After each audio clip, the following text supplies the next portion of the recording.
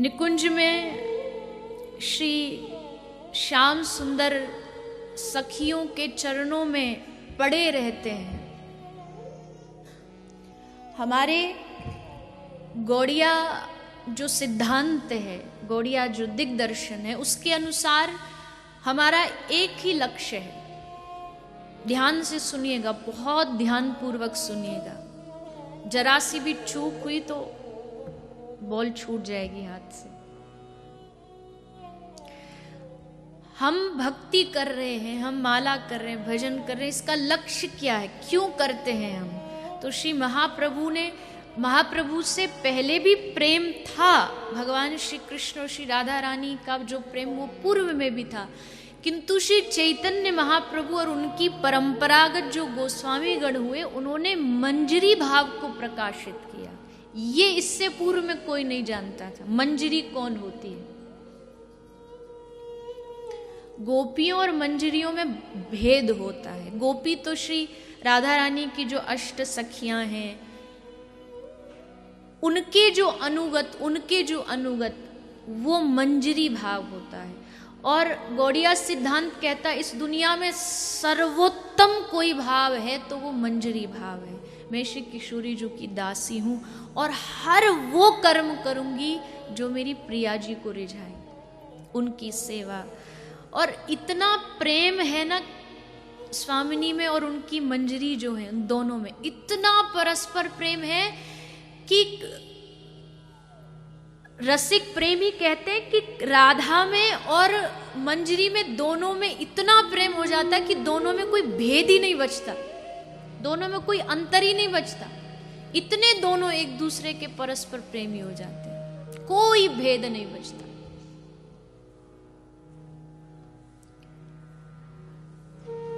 कहते हैं कि अगर श्री किशोरी जी बैठी है और मंजरी उनकी सामने बैठी है और मंजरी को लगा कि बहुत समय हो गया, अभी तक कोई सेवा नहीं मिल रही मुझे, कोई राधा रानी कोई आदेश नहीं दे रही कुछ सेवा की, तो अपने आप उसके भाव को राधा रानी समझ जाती है किसको कोई सेवा चाहिए, और अपने आप प्रकृति भी उस सेवा में सहयोग करती है। बोले अपने आप श्री राधा रानी को शुदा प्यास लगने लगती है, अपने आप।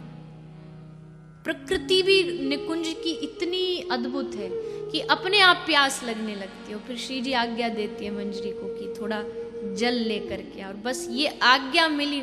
सर्वोत्तम कोई भाव है तो उनकी आज्ञा का पालन करना, ये मंजरी भाव है। तो आज हम उसी भाव में श्री जी के जन्म, उनकी बाल लीला श्रवण करेंगे। सबसे पहले थोड़ा ये भी जान लीजिए निकुंज किसे कहते हैं, निकुंज क्या होता है।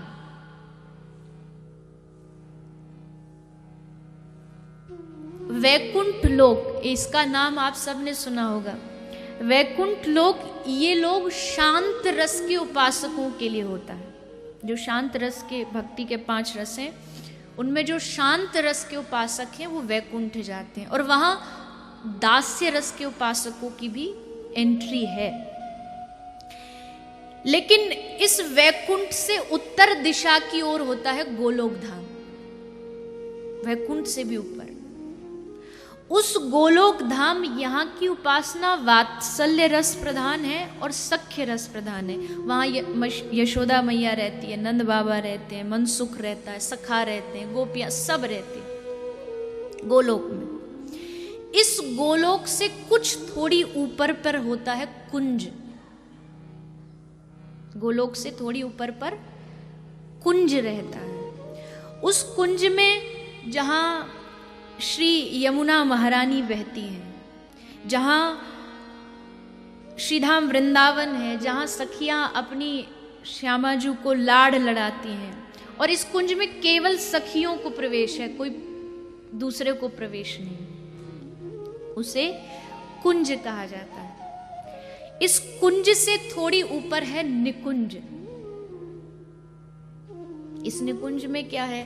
बोले इस निकुंज में कृष्ण के सखाओं का भी प्रवेश नहीं है। कुंज में सखा फिर भी थोड़ा चले जाते हैं, पर निकुंज में उन सखाओं का भी प्रवेश नहीं है।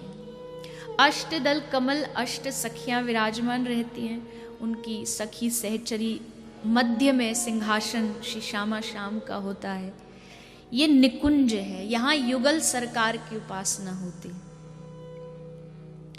कुंज, निकुंज, और फिर इस निकुंज के ऊपर एक नित्य निकुंज होता है। नित्य निकुंज यहां की रीति आके थोड़ी टेढ़ी होने लगती है। अब निकुंज तक तो कृष्ण अधिकारी होते हैं, लेकिन नित्य निकुंज में अब आते आते धीरे धीरे कृष्ण पुजारी बन जाते हैं और श्यामा जी वहां की स्वामिनी बन जाती। ये नित्य निकुंज है। यहाँ ठाकुर श्री लाडली जी का श्रृंगार करते हैं, निवेदन करते हैं, हे श्री जी आपकी आज्ञा हो थोड़ा महावर लगा दूं, वेणी मूत हूं। ये सारी नित्य निकुंज की लीला है। ब्रज में जब आप भक्ति में डूबेंगे, इस रस में डूबेंगे, तो ये सारी लीला खूब आनंद देती है। कैसे ठाकुर श्रृंगार करते हैं लाडली जी का। और फिर इस नित्य निकुंज से भी ऊपर और सबसे ऊपर है निभृत निकुंज। निभृत निकुंज यहाँ क्या है? बोले ना यहाँ सखियां हैं, ना यहाँ कोई सखी मंजरी है, कोई नहीं है। क्यों? बोले ये सब श्री राधा रानी में समा जाती है, नित्य युगल में समा जाती है, श्याम सुंदर में समा जाती है। दोनों एक रस बन जाते हैं। यहाँ फिर अलग तो कुछ है ही नहीं, एकमात्र प्रेम, एकमात्र रस की धारा। यह है निभृत निकुंज। ये सब निकुंजों की श्रृंखला है। जब जब गुरुदेव हमें दीक्षा मंत्र दे करके स्वरूप प्रदान करते हैं, तो इन सब की लीला समझाते हैं कि आप ऐसे प्रवेश करो, अब ये करो, अब वो करो। ये निकुंज उपासना है। ये जिसको मिल गई, देखो समझिए बात को, माला पूजा विधि विधान हम सब करते हैं, सभी हम करते हैं, उसमें भी रस है। लेकिन जब वो पूरा हो जाता है तब इस निकुंज में प्रवेश मिलता है। और इसका रस फिर ऐसा है कि फिर जो डूब गया सो डूब गया। तो हम जो आराधना करते हैं, ब्रज वाले जो आराधना करते हैं, उनकी आराधना स्वर्ग जाने वाली नहीं है, वैकुंठ जाने वाली नहीं है।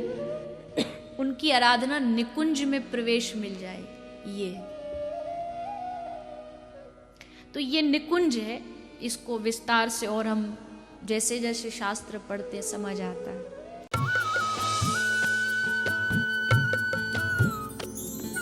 सर्वधर्म संगम, धर्म के सच्चे प्रहरी।